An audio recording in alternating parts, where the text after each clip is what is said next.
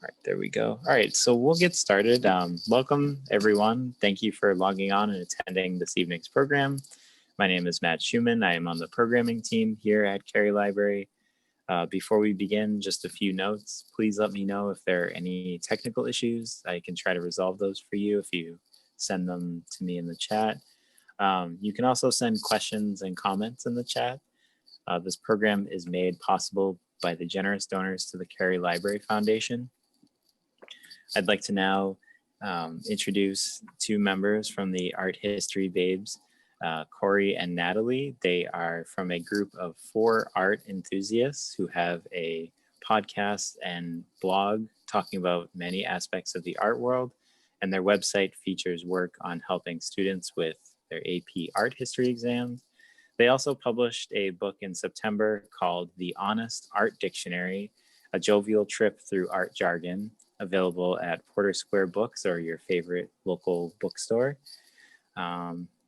We're so excited to have them tonight and learn about art and their book. So please welcome Corey and Natalie. Hello, hello.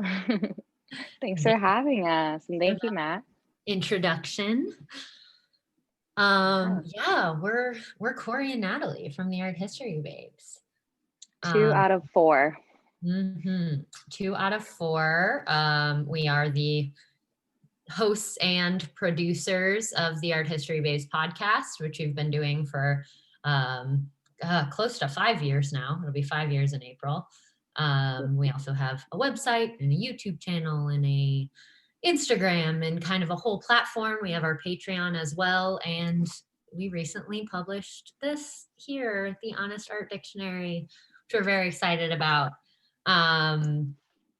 Yeah, I mean, we're an independent, completely independently run platform. And the 4 of us all met in grad school. That's where we are start. So we all have our master's degrees in art history from the University of California, Davis. And yeah, that's where we met. And that's kind of where the magic started. Yep. And yeah, given the title of today's program, it's very fitting to what we try to accomplish with what we're doing, and making art and art history fun and non-intimidating. We like to think we're fun and non-intimidating people. We try. Yeah, we try. But we also just really love art. We really love talking about it. We really love having open conversation that isn't necessarily restricted by the confines of academia, that can be a little bit more expansive. And yeah, and that can also just bring people in, draw people in who maybe didn't know they were interested in art or didn't know they were interested in art history. I mean, particularly we've built this platform on many ideas, but our core intention being that an accessible approach to art and art history, because it has been often established as a bit of an elitist pursuit. And so we really want to emphasize art and just making art, appreciating art, learning about art, experiencing art, as just a fundamental human pursuit. And that can be very academic and heavy, but it can also be very light and fun. It can be both. So we try and integrate those things and act a bit like a bridge in that way between, heavy, intense study and just going to an art museum with your friends or your family. Yeah, a big motivator was the intensity of conversation that we could have with each other, but also the element of fun that we brought in because we were friends. We enjoy this topic. So even though we were all in school, we were studying art history academically and taking it very seriously, obviously, we were also able to drop the seriousness and just talk how we regularly talk. And that is where the idea of the podcast came from, just trying to open that up, seeing if other people would be interested. and lucky for us, they were. So we continued growing it. And yeah, it's just really been an exciting passion to pursue because we get to talk about something we love every day. We get to find new, exciting ways to explain it. And I'd say being TAs was a big impetus for understanding how to kind of translate art to people who maybe don't have the background. And that, was a big part of grad school, was learning to be a teaching assistant and working with students. A lot of the time we would work with up to like 80 students a semester sometimes. And so that's a lot of different types of people who learn differently and speak differently. And so that was kind of a nice starting point for having the confidence that we can do something like this. And then it just grew from there. Now we've got the book, many exciting things from that. Yeah. And so basically, it really did start as just a way for us to continue to pursue what we were interested in, continue to pursue what we were studying, but also in a way that was fun and really was like a release from the stress of academic life and grad school. And it turned out that just the energy of that was what a lot of people were interested in. And a lot of people ended up being drawn to the podcast and the way we talk very off the cuff on the podcast.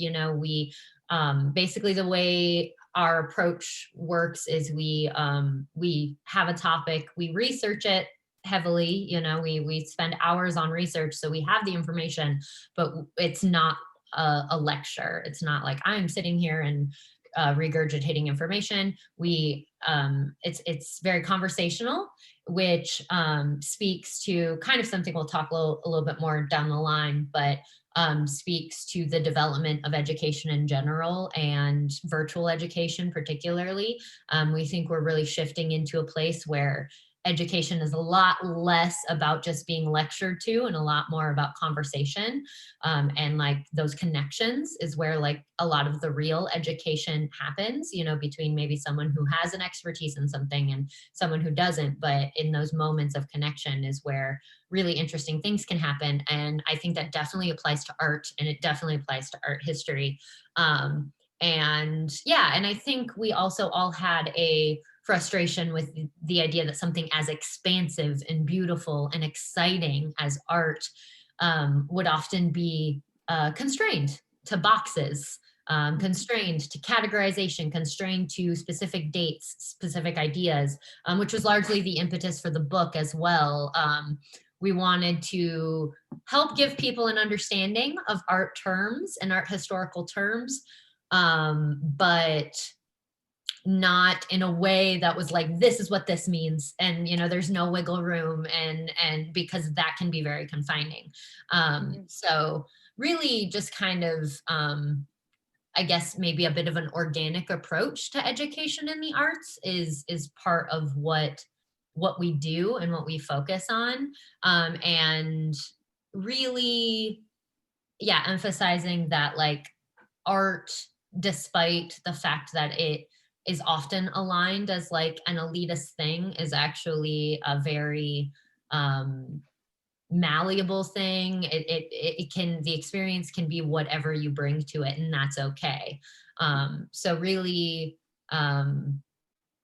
really combining context with individual experience and valuing those things very equally, in terms of like approaching art. And especially going back to what Natalie said, we'd get a lot of students as TAs that were brand new to even thinking about art or art in a historical context.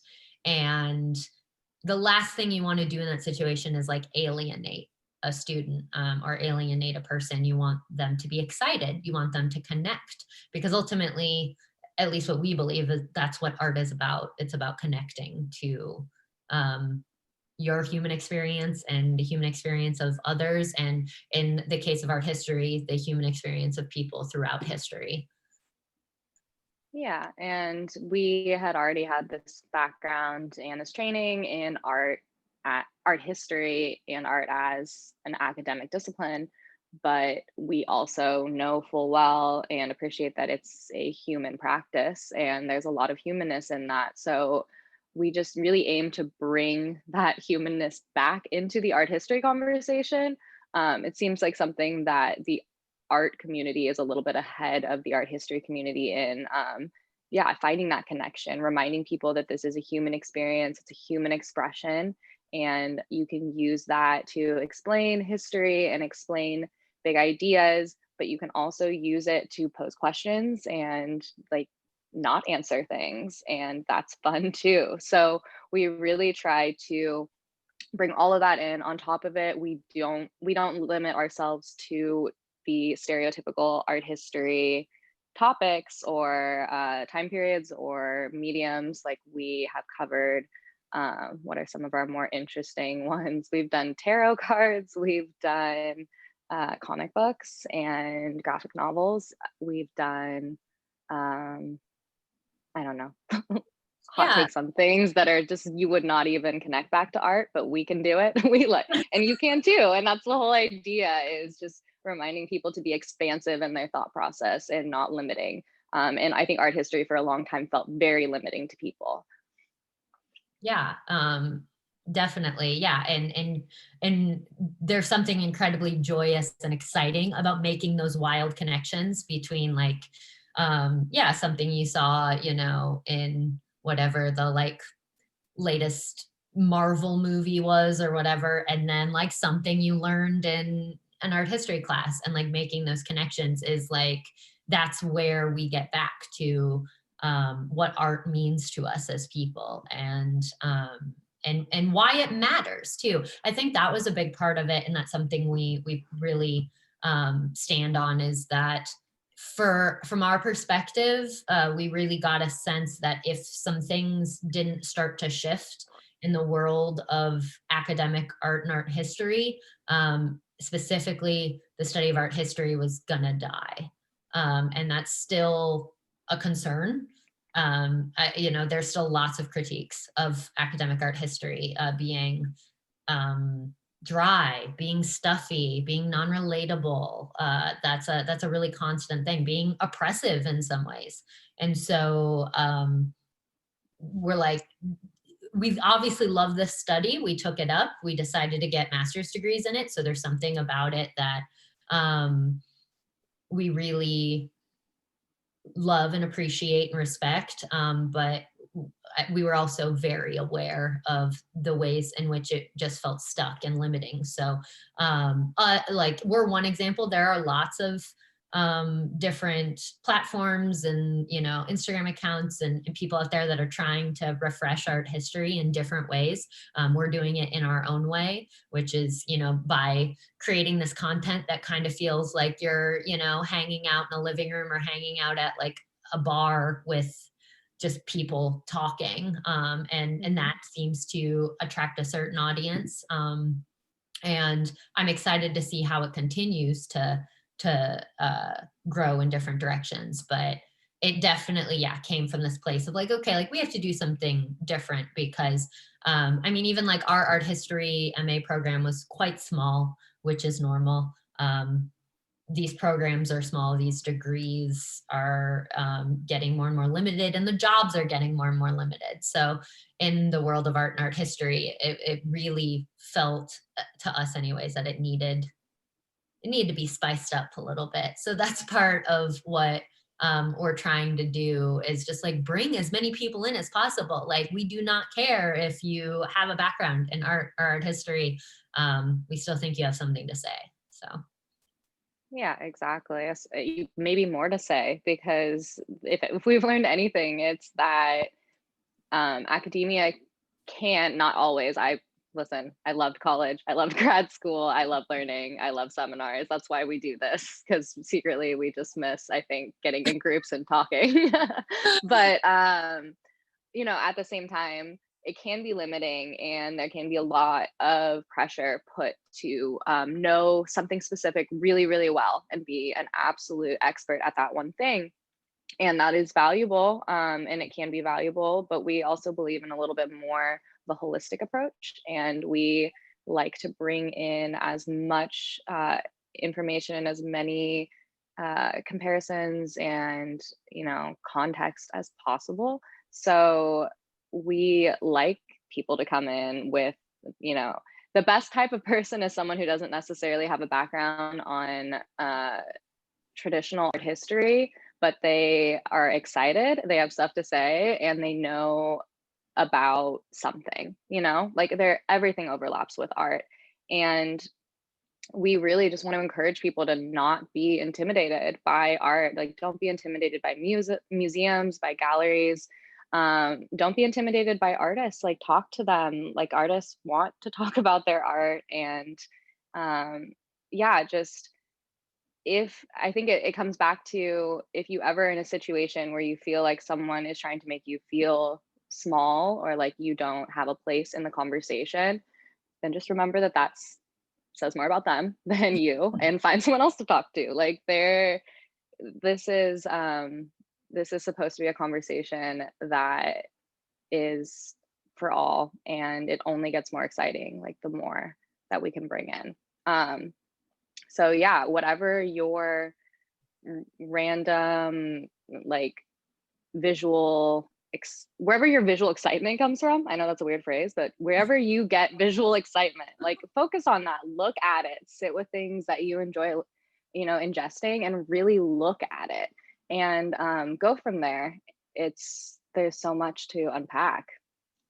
Yeah, kind of going off that, like one of my favorite professors in undergrad used to always talk about, and she had been studying art for over a decade, and she knew the information inside and out, but she always really loved hearing what undergraduates had to say, because she'd refer to it as they have fresh eyes. And I love that concept, because I love going to art museums with people who don't know a lot about art or don't think they know a lot about art, because um, context is amazing. It adds layers. Learning about the biography of an artist, learning about all of these different elements of the history is fantastic, but it can also bog you down. And like, sometimes stepping into art experience with someone who doesn't have all that context, they see something that you just can't anymore, and that's really exciting. So yeah, that idea that, like, and also, at one time, like, we were that person, before I ever started studying art, I didn't know the history of it, but I would have an experience with an artwork without all this context, and that was amazing too. It's the development of your relationship with art, and in that like, in terms of the conversation element, like, people with different experiences, like, are going to bring different things to the table, and different levels of knowledge or academic expertise when it comes to art are going to bring different things to the table, which makes it that much more fun. Kind of shifting into the book, we got a question here. Mhm. Do you cover some of these non-traditional art forms in your book? Yes, we do. So that was a really interesting thing about the process of writing this book, because obviously, like, we didn't want it to be a tome.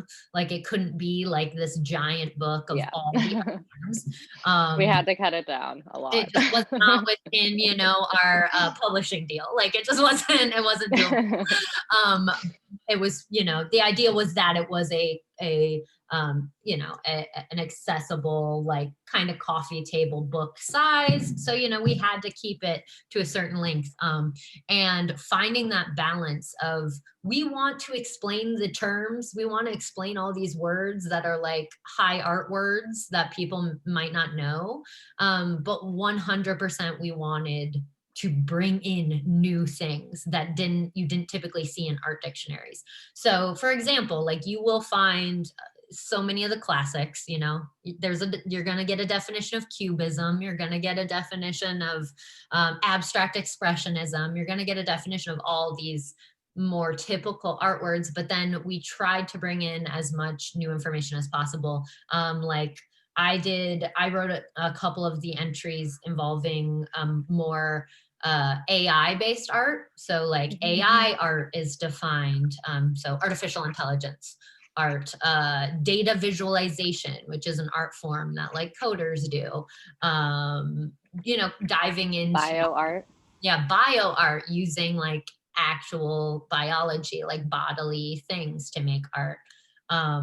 So we tried to strike a balance there. We certainly didn't cover all the, new hot terms in the art world. And we also didn't cover all of the traditional terms, but we tried to make it as comprehensive as we could while still existing in both those spaces.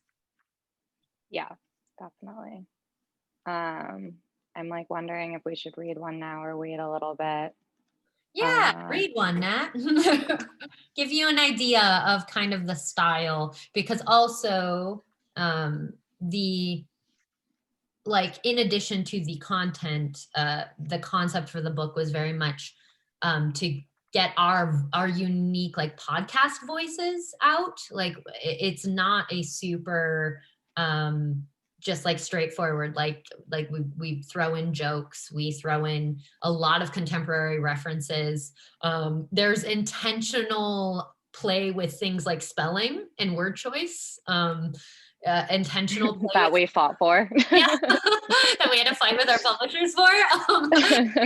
Intentional things with text to make it like more viscerally like an experience like the podcast, and to, I guess, really separate it from, the definition you'll find if you just Google these words. So we try and really amp that up. I'm gonna do art bro, since we got a question about non-traditional art terms, and we can bring Jen to the room. Yeah. Our dear Jen, who's not here right now, but we will bring her here via text. So art bro, it's a noun. You've seen him before, probably at a gallery opening reception for the girl he has gaslit into changing her entire thesis show. He's probably wearing couture acid wash overalls, tastefully stained with streaks of paint, and John Lennon-esque spectacles. He looks unamused, but we shouldn't take that too seriously because he always looks like that. Yes, he is the art bro. To understand the concept of the art bro, we must first deconstruct the stereotype of the bro. These are men who hang out with other bros, watch sports together, mansplain, grunt, and exclude women from their bro worlds. Now, remove sports and replace it with art, and remove grunting and replace it with chin beard stroking, and you have yourself an art bro. The art bro uses a superior knowledge of noise music and the art scene rather than UFC and trucks to exclude women. You will often find these men at art galleries explaining art to women who are probably younger than them and are likely taken with his mysterious air of aloof resentment. And let's be honest, we've all been there. The art bro desperately wants to convey that he doesn't care about fitting into society and that the world at large does not understand his art. He is usually unemployed but travels constantly, high socioeconomic status, that is, having rich parents, is often a prerequisite for this brand of bro. When he eventually gets kicked off of his parents' gravy train, he will likely take a job at his dad's company and somewhere down the road open a microbrewery. It's hard out here for the art bro. He is misunderstood. So if you see one around and he starts mansplaining art movements to you, consider your role as cultural anthropologist of this fascinating aspect of the late capitalist art scene, and then school the shit out of him. So that was brought by our lovely Jen. So obviously layers of sarcasm in that one. They aren't all that creative. Yeah, to kind of like, so that's a good example of one of like, yeah, a more layers facetious of entry. A bit more like a memeified type of a term and a very contemporary term. But to give you just another example and a bit shorter of one, like I said, we also would define typical art movements. So here's one that I wrote: American regionalism. So, a fairly well-known art movement. In the 1930s, at the height of the Great Depression, an art movement cropped up that was all about the heartland, the American Midwest, that is, in all its corn-laden glory. Forgive me if I get a bit sentimental. I hail from the great state of Iowa, along with the poster boy of American regionalism, Grant Wood. One of the best-known paintings in contemporary cultural consciousness is Wood's American Gothic, 1930. It has been parodied in just about every sitcom created in the past 30 years. You know the painting, the ambiguously glum, pitchfork-wielding couple standing rigidly in front of a farmhouse. That's quintessential American regionalism right there. Proponents of American regionalism believed that the modern art coming out of Europe at the time was out of touch with the American spirit.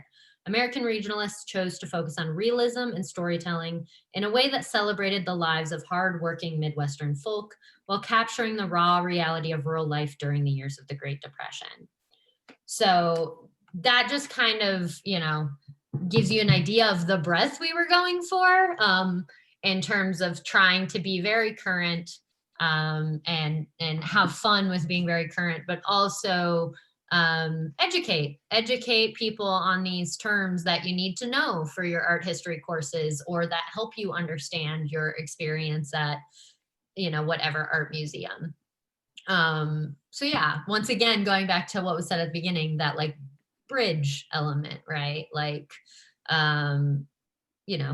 we know this information, we like to talk about this information, but we're fun and non-intimidating and art is accessible. Is kind of the overarching concept. Yeah, we wanted to write a book that is going to definitely teach people at least something because of the very large breadth of the book. Everyone has something to learn from in here. I know that we all did. But on top of that, we wanted to make sure it's something people actually want to read. And that was the real goal, I would say, because we already knew that we could pass on information. We've done it. We know how to write papers. We know how to convey this information. But to make it sound like us and to make it something that people would want to pick up and want to keep reading was really the goal. And I don't know of a lot of art history texts that do that. So it was fun kind of getting to be on the front line of starting this type of writing. I hope there are more books like this to come that talk about art in a serious way as far as conveying information. And obviously we love this stuff, so we're really trying to convey that, but we're also trying to be ourselves and make you laugh and make you remember it. And we think that memory and learning is very tied to emotions and your experience, and it's a lot easier to learn things if you're actually enjoying yourself while you're spending time with something. So we hope that people have that experience. It's also beautiful to look at. We worked with an amazing artist from Brazil named Carmen Casado, and she did these amazing illustrations for us. So it's also just a beautiful piece of, art. Mm-hmm. So yeah, that is, if, kind of going off the title of this talk, if you are someone who doesn't have much knowledge in art history, we definitely wrote this book for you. Like that's very much, our target audience is to try and give you that information in a fun way and help you learn. So that's definitely, you're definitely one of the target audiences. In addition to that, before we kind of flip to questions, just, we have a handful of tips in terms of beginning to approach art and art history and the experience of art. If it is something that you find intimidating, there, as we kind of mentioned before, just on a fundamental level, like if you find art to be elitist or outside your realm, it is just a fundamentally human thing that we do. We make things, we make art, we use our creativity. And so that I think is always an important cornerstone to come back to, that it's just part of being a human, and you can have a relationship with art and creativity in whatever way you choose. Some basic things when approaching art or an art experience. So like say you're walking into a gallery or an art museum, I would say don't let your head get in the way too much. In fact, it's really fun. I think probably my favorite thing about art is just letting yourself be attracted to whatever you're attracted to. You don't have to throw on all these layers of meaning right away. Just be like, oh, like that painting is calling me, or that sculpture is interesting, and just like go with it. I think that's one of the best feelings ever. So let yourself naturally be drawn to things and attracted to things, and you don't need to like over intellectualize why you're attracted to it. Like you can have an experience with it just on its own. And then if you want to like add layers to it, you know, read the wall text, look up the artist, like find the more context, because that's just adding to the complexity of the experience, which is great too, is also wonderful. But I think having those really raw experiences with art is part of what makes it, you know, so magical. Just like follow your attraction, and follow your curiosity. If that's another thing, if art doesn't make sense to you, like that's probably a good sign. Like don't give up on it. It's probably just like tickling something in you or in your brain that hasn't been exercised very often, and that's really cool too. So so follow things that attract you, but also like make room for the things that maybe make you uncomfortable or make you curious or that you don't understand.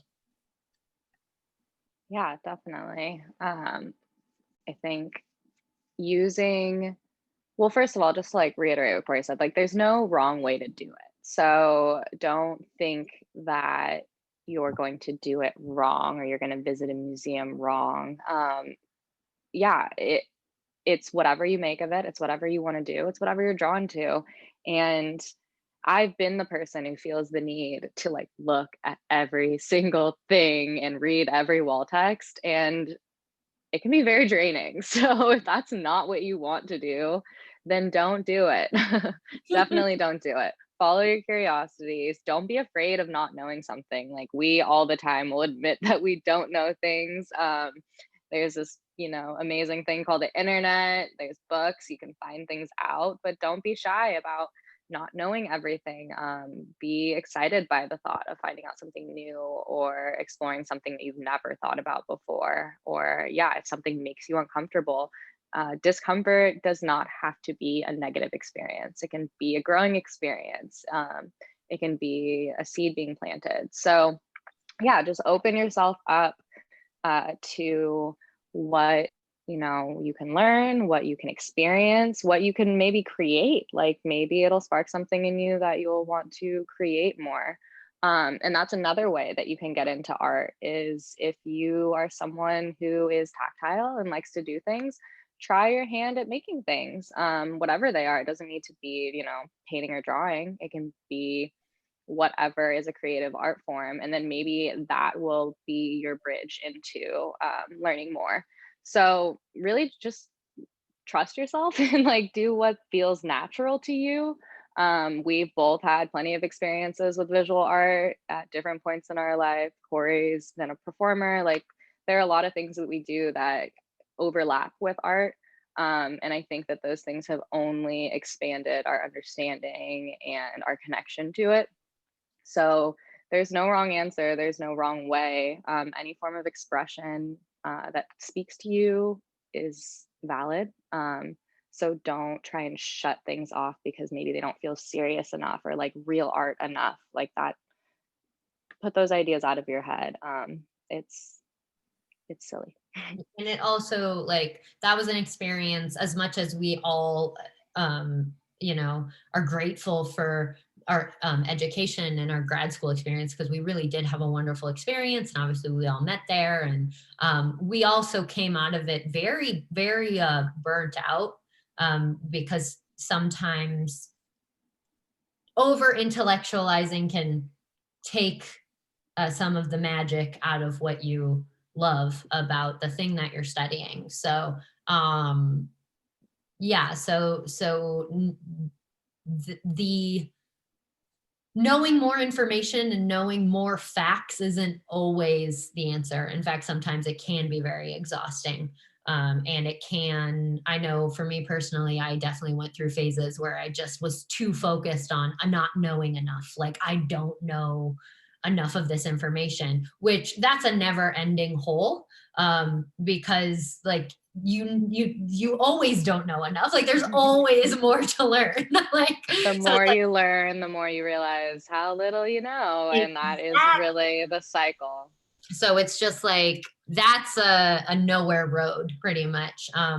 So yeah, curiosity is a beautiful thing, and keep asking questions and learning and seeking answers. I seek endless answers all the time about the art I'm attracted to. But I also really love just sitting in the experience. And I think that is something, I mean, I've witnessed it firsthand with people, because when you're an art historian, you end up being that person that, you go on a lot of museum dates, you like go to museums with people who aren't art people, because they're like, oh, you're the art person, so you can teach me things, right? Which is great, like, it's fun.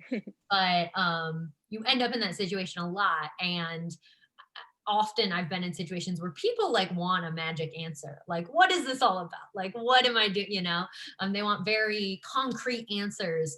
And the thing about art is like, it's not really about the concrete answers. It's about having the experiences and then letting that color your own creativity and your own ideas and your own knowledge. And just add value to your life in that way, and your experience and your expression. So a big thing I do in those situations is very much like, I try not to give people answers of it. Like, honestly, like, I'll give some context sometimes, but I'd much rather just watch people have experiences with art that are very raw. And I think a lot of people in the art world feel that way. Unfortunately, there are just also a lot of people in the art world that are a bit elitist or act in a way that they're like intellectually superior, and that makes people uncomfortable and makes them afraid of engaging with art. And that's a bummer that happens. But I guess, yeah, that'd be another tip, is like, if you're new to art and you don't feel quite confident yet in your like what you have to say, or you don't quite feel confident yet in your knowledge, like, don't let the haters get you down. Like, some people are just going to be that way. And that's fine. Like, they have other people to talk to about the things they want to talk to.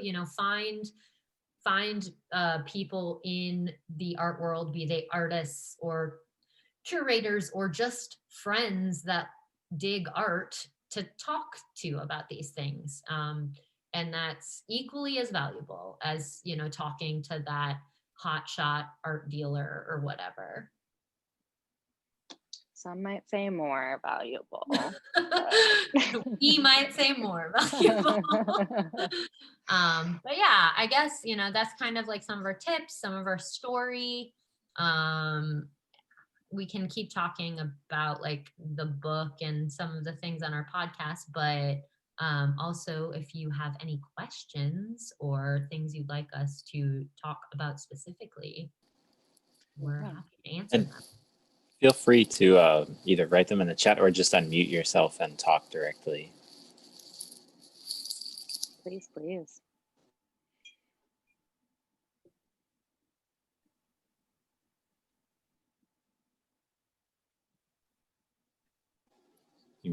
You also may have covered every single possible thing too. We might have. Natalie, do you have any questions for me? Maybe. I don't know that anyone here would be interested in them right now, though.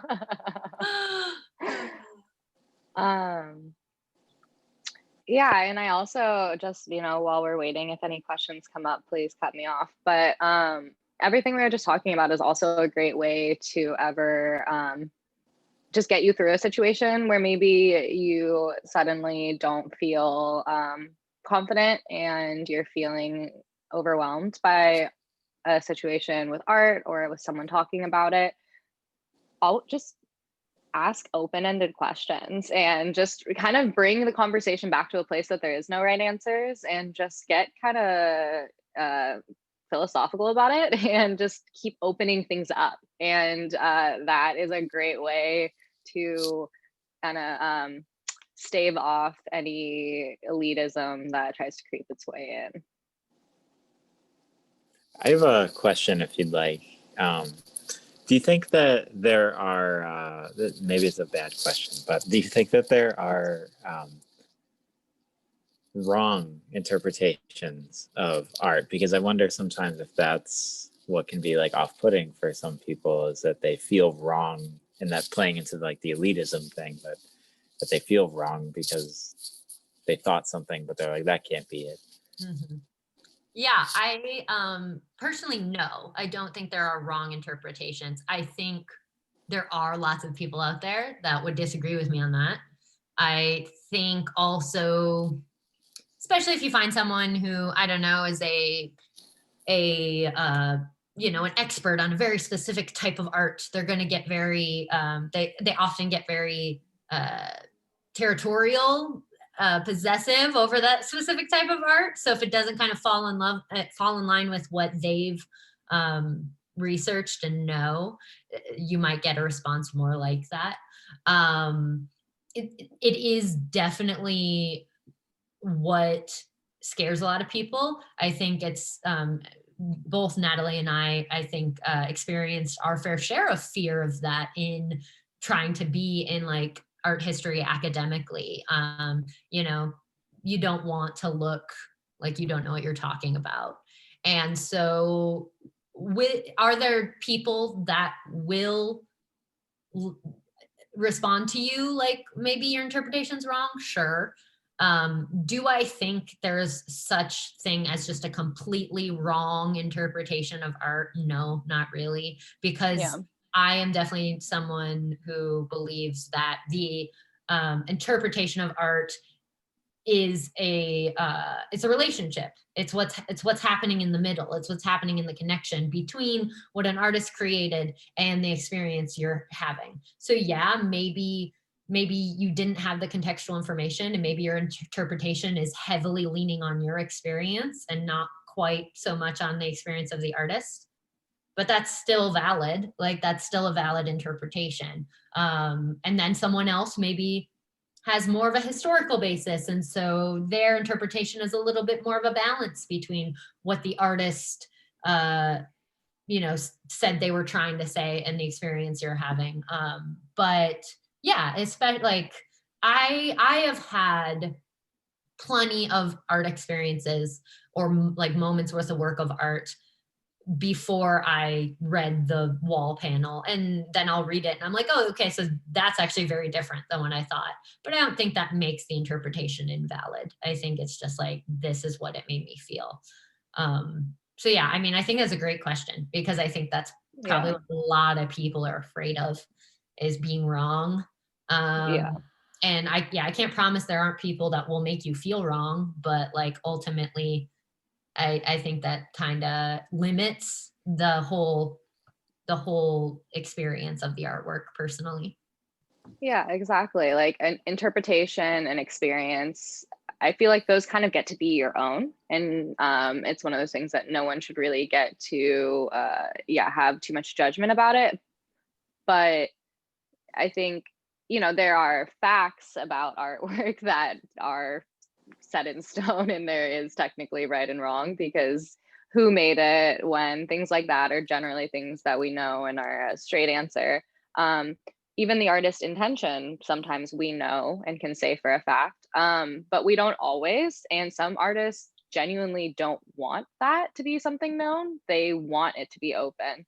So, and a lot of modern and contemporary artists have leaned and shifted in that direction. So I think it goes to show that at least where we are at in this world, societally, people, and artists included, are comfortable with multiple interpretations and want that diversity of experience, diversity of connection, and they're not offended by someone's maybe unique interpretation more than they are kind of excited by it. And it can it can often help an artist expand an idea because of the way that someone else interacted with it. So especially in terms of contemporary art, I think a lot of artists, in my experience, don't shame people for their interpretations at all, and sometimes will withhold their own thoughts or knowledge in order to encourage someone to keep going with their point of view about an artwork,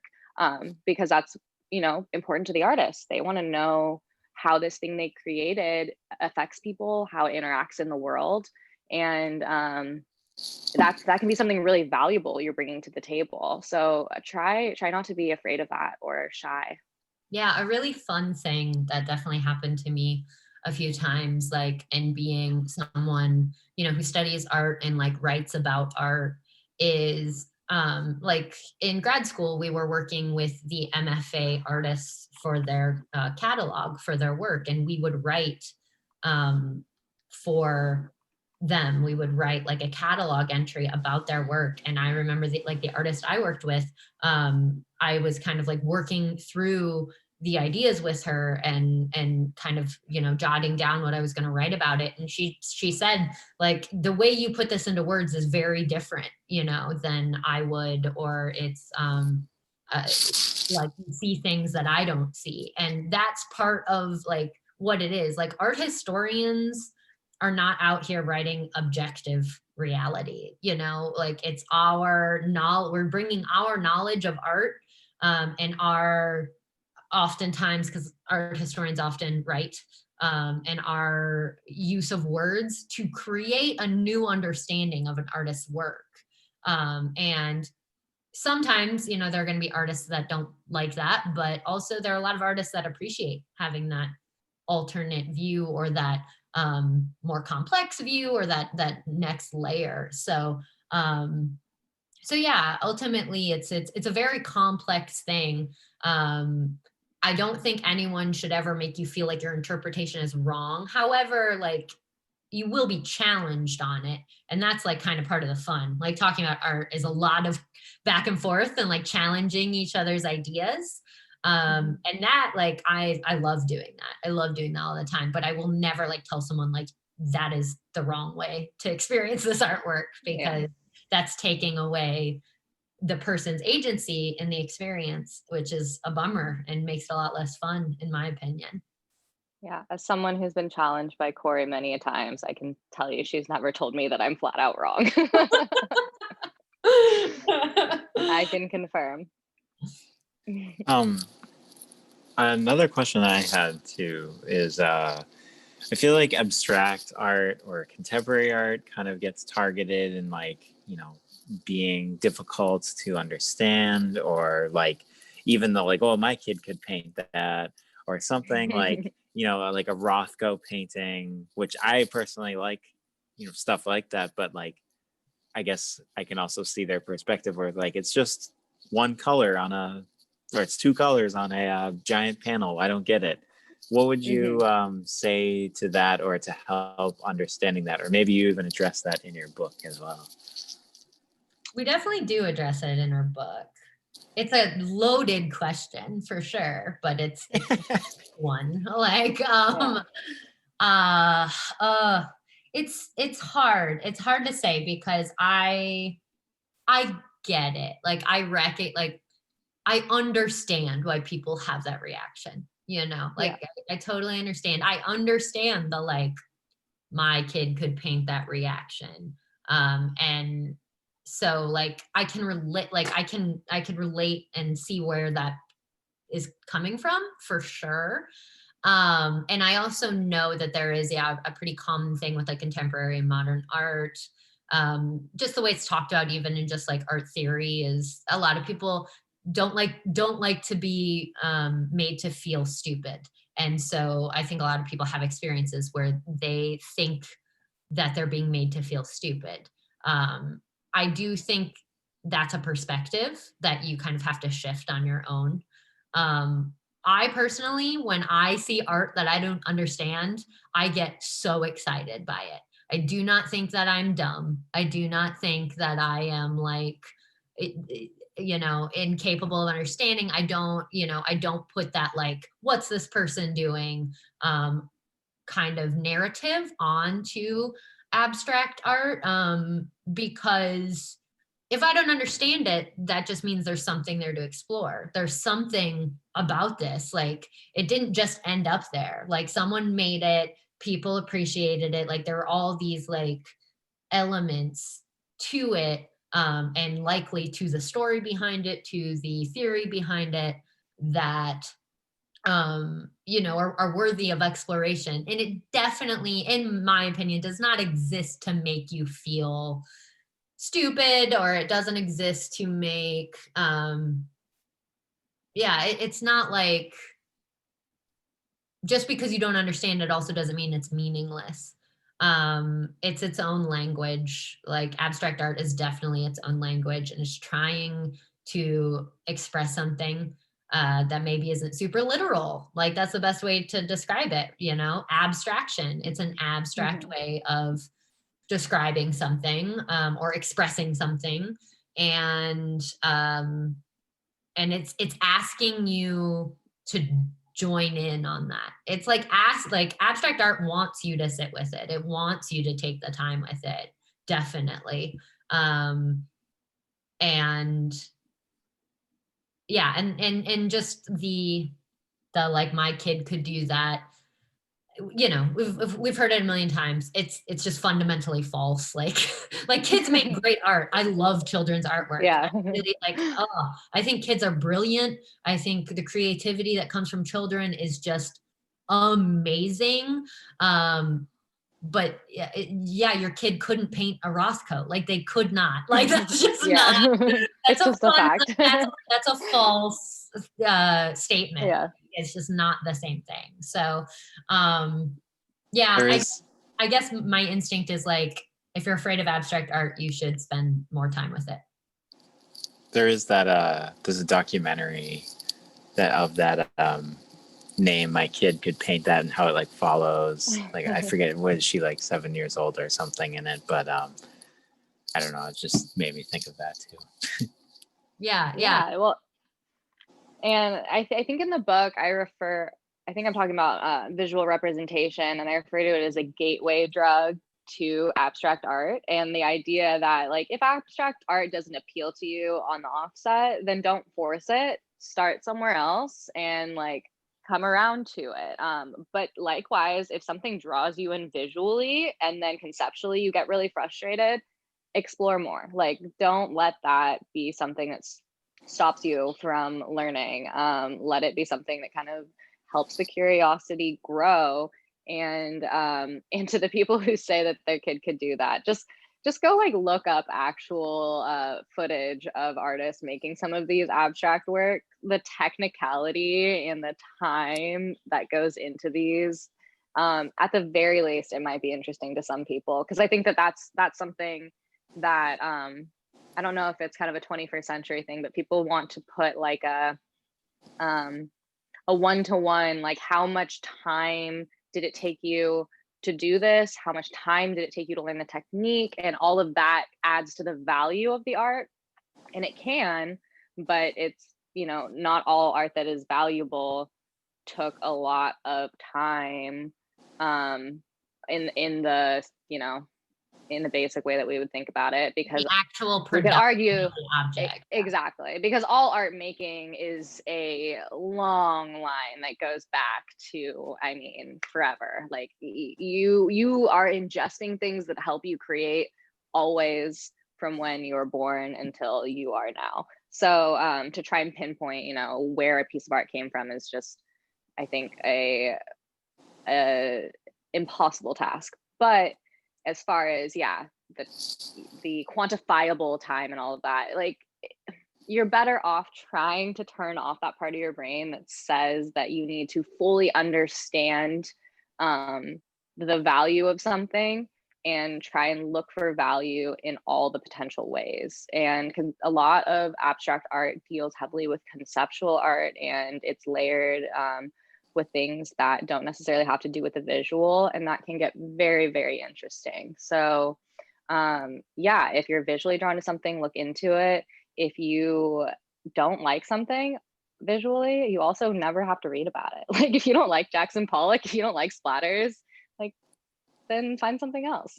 There's so much art. So also don't get bogged down by the idea that certain artists you have to learn about because, you know, people say like that's what's made the art history canon so narrow, and that narrow canon has really benefited some people, but it's also pushed a lot of people out. So yeah, if you can try to avoid that, it should only help you. Yeah, and also don't get bogged down in the idea that you like if you decide you're really into a certain artist's artwork, like if you decide you're like really into Jackson Pollock, you don't always have to be really into Jackson Pollock. I go up and down with artists all the time. Like there's so many, like Andy Warhol's a huge one for me. I go through such weird phases with him. Like I have phases where I'm just like brilliant. Like I love Andy Warhol. And I have phases where I'm like, what? Like I don't like him that much. And I've gone through phases on both ends of the spectrum multiple times. And like that's okay. You can have a lifespan with an artist or an artwork or a type of art, and you can really like something and like feel like you're gonna die on a hill for it, and then a year later change your mind. Like that's okay too, you know. Allow for the growth, allow for the change. Yeah. Wow, that was well, I don't want to cut anybody off. If anybody has any questions after all that, but that was also a tremendous amount of helpful information. I hope so. Definitely a lot. Are there any other questions? I know I just supplied them. Well, if not, thank you, Corey, and thank you, Natalie, both. I'm hoping that people check out your podcast, maybe purchase your book, and learn about Art Bros and other periods and whatnot. But thank you again, both of you, for coming tonight. Yeah, thank you so much for having us. We hope we could be of some assistance in some way. Hope you got something out of that information. And the podcast is called The Art History Babes. We probably should have said that at some point. The Art History Babes. You can find it at all the podcast locations. Also, this is our website. So all the stuff's on there as well as links to where you can find the book. But yeah, we're all over the place. I'll be sure to send all that information out to everyone who signed up and attended tonight. So you'll get those links. Awesome. Thank you guys so much. Yeah, and you can feel free to email us if you guys have a question that comes to you later. We don't get to all of our emails right away, but we do Q&As. We do lots of things. We do listener mail. So if you have something that you want to know, feel free to reach out to us in the future. All right. Thank you both. And thank you everyone for attending tonight. Thank you. Thank you.